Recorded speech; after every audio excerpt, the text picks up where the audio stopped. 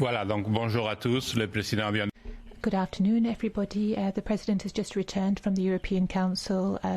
We'll give him the floor, and then, of course, there'll be time for questions from journalists here in the room, or also, of course, to journalists who are in contact with us via Interactio. Thank you very much to everybody for coming. Climate was good in the Council. Everybody seemed very focused on providing response to citizens with the instruments that we've got.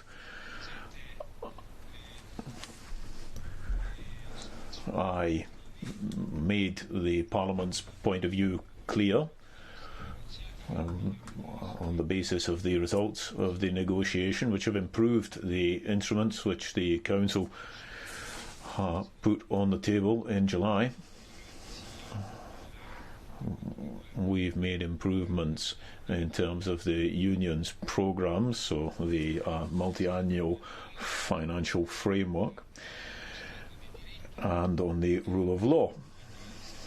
We are convinced that the German presidency has carried out a very important piece of work, and naturally we are hoping that this will garner consensus this evening, today or tomorrow, so that the Council can then launch the mechanism and the Parliament can vote on these provisions next week.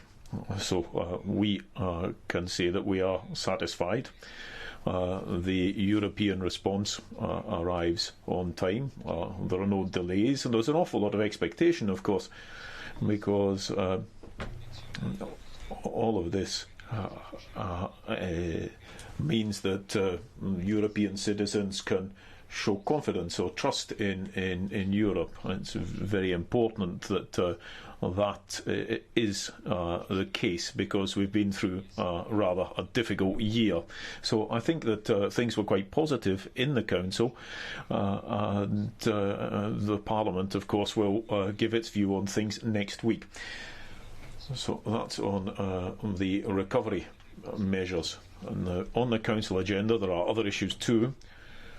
When it comes to the Mediterranean and Turkey, I pointed out that the Parliament adopted a resolution to ensure the integrity of the island of Cyprus. The point of this is that we are talking about a member states' space, and if sanctions need to be adopted because Turkey doesn't step back in terms of its aggression, then that may have to be the case. I also pointed out that on the agenda there's also climate. It's going to be very important to see what the Council does on that, but what will be even more important will be the negotiations between the current presidency and the Parliament, because they are co-legislators there. The European Council, of course, is very important and will set out its political stance, but the way that things work in the European Union means that the co-legislators have their role, and that can't be undermined. So I think that on the climate law, what we'll see will be based on the will of the co-legislators here, and we hope, in conjunction with the current presidency, that we can set out a schedule for work, and that we can have the kind of dialogue which will allow the Parliament's ambitions to be met. On Brexit, we once again stressed that an agreement is better than no agreement, but we understand that there's not much time and that there are some significant difficulties.